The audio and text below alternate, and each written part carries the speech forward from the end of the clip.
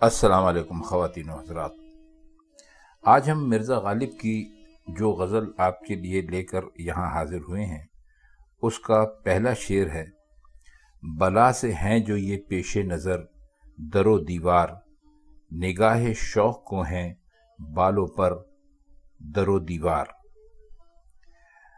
اب اس میں آپ کو جو مطالب ہیں اس میں کوئی خاص بہت زیادہ مشکل الفاظ ایسے نہیں ہیں۔ پیش نظر کا مطلب ہوتا ہے سامنے ہونا، اور نگاہ شوق کا مطلب ہوتا ہے محبت بھری نظر، اور بالوں پر جو ہیں وہ اصل میں استعمال کیے جاتے ہیں اڑنے کے لیے، پرندے کے حوالے سے، تو وہ شعراء اس کو آخر بالوں پر استعمال کرتے ہیں۔ تو جب وہاں دیوار کا تذکرہ کہیں بھی آتا ہے تو وہاں بالوں پر کا تذکرہ ضرور ہوتا ہے کہ بالوں پر پرندوں کے ہی ہوتے ہیں۔ تو وہ یہ کہتے ہیں کہ اگر یہ جو دیواریں ہیں اور دروازے ہیں یہ ہمارے لیے محبوب تک پہنچنے میں رکاوٹ بن گئے تو ہماری بلا سے، جیسے انہوں نے کہا ہے بلا سے ہیں جو یہ پیش نظر در و دیوار، تو کہتے ہیں ہمیں ان کی کیا پرواہ ہے۔ اور نگاہ شوق جو ہوتی ہے، محبت کی جو نگاہ ہوتی ہے، تو ان کے لیے تو یہ در و دیوار ایک طرح کے بالوں پر ہیں جن سے ہماری نگاہ میں پرواز کی قوت پیدا ہو گئی ہے، جو اسے اڑا کر محبوب تک پہنچا سکتی ہے اور کوئی رکاوٹ اس کا راستہ نہیں روک سکتی۔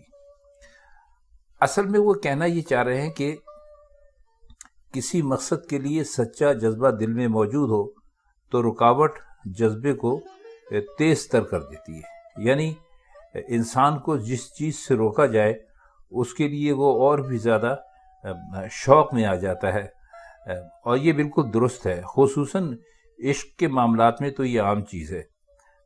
سچے عاشق کے لیے تو آپ جتنی رکاوٹیں پیدا کریں گے اس کے عشق کی آگ اتنی ہی زیادہ بھڑکتی جائے گی۔ تو یہی حقیقت مرزا نے اس شعر میں بیان کی ہے، اور رکاوٹ کے باعث عشق کا زیادہ اور زوراور ہو جانا اور تیز تر ہو جانا، یہ انہوں نے اپنے اشعار میں کہا ہے۔ ایک ان کا شعر اور بھی ہے جو اسی سے ملتا جلتا ہے، اور اس میں کچھ یہی حقیقت بیان کی گئی ہے، شاید آپ نے سنا ہو۔ شعر ہے کہ پاتے نہیں جب راہ تو چڑھ جاتے ہیں نالے، رکتی ہے میری طبع تو ہوتی ہے رواں اور۔ شاید اس غزل کی ہم تشریح کر چکے ہیں، اگر نہیں کی تو انشاءاللہ آنے والے دنوں میں کر دیں گے۔ دراصل ہم نے یہاں پر شروع سے غزلوں کی تشریح کرنا شروع کی ہے تو ذہن سے کبھی نکل بھی جاتا ہے کہ کون سی غزل ہو چکی ہے اور کون سی رہ گئی ہے۔ اب آئیے اس کے دوسرے شعر کی طرف۔ وفور اشک نے کاشانے کا کیا یہ رنگ، کہ ہو گئے میرے دیوار و در و دیوار۔ اب وفور کہتے ہیں کسی چیز کے زیادہ ہونے کو، زیادتی کو، اور رنگ جو ہے اس کا مطلب ہوتا ہے حالت یا کیفیت۔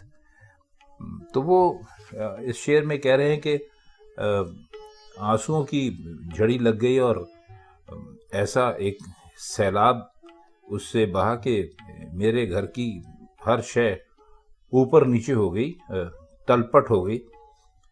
جہاں دروازہ تھا وہاں ملبے کا ڈھیر لگ جانے سے وہ ختم ہو گیا، جہاں دیوار تھی اس میں شگاف پڑ گئے اور اندر آنے جانے کے راستے پیدا ہو گئے، یعنی دروازے دیواریں بن گئے اور دیواروں نے دروازوں کی شکل اختیار کر لی۔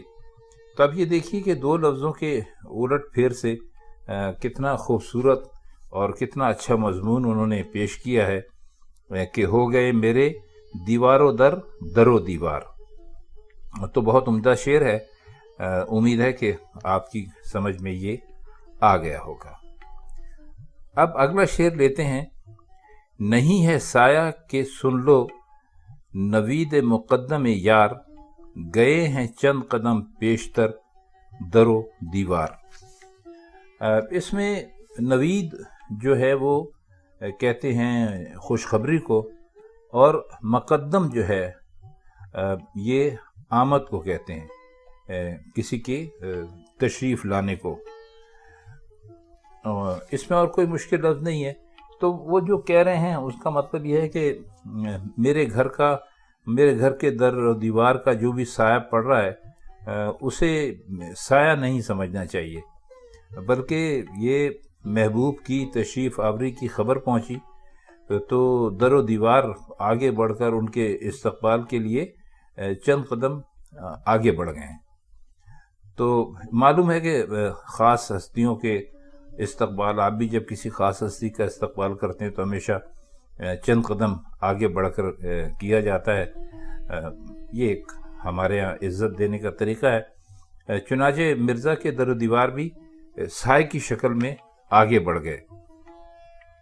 تو وہ یہ کہہ رہے ہیں کہ یہ کچھ ایسا نہیں ہے کہ کسی اور وجہ سے آگے بڑھے ہیں۔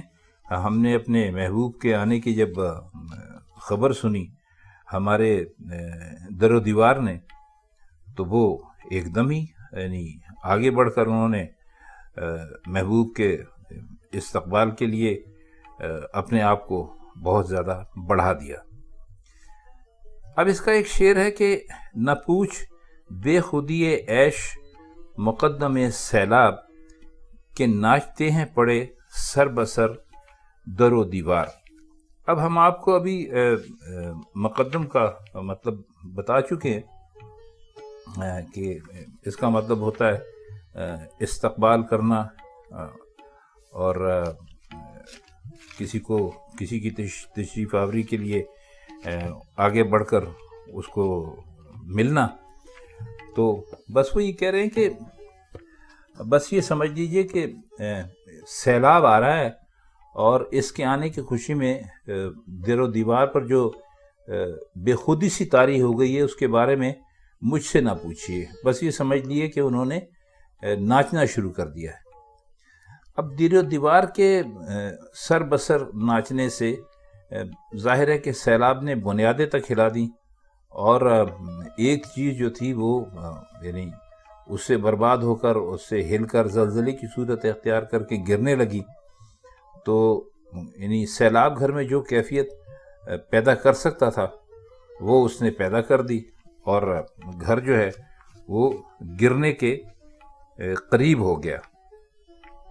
تو وہ کہتے ہیں کہ یہ بے خودی جو ہے یہ ہمارے گھر کی، یہ سیلاب کی صورت میں ایسی آئی ہے کہ وہ گھر کا در و دیوار جو ہے وہ ہلنے لگے، ناچنے لگے، مطلب وہ کسی بھی وقت گر جائیں گے۔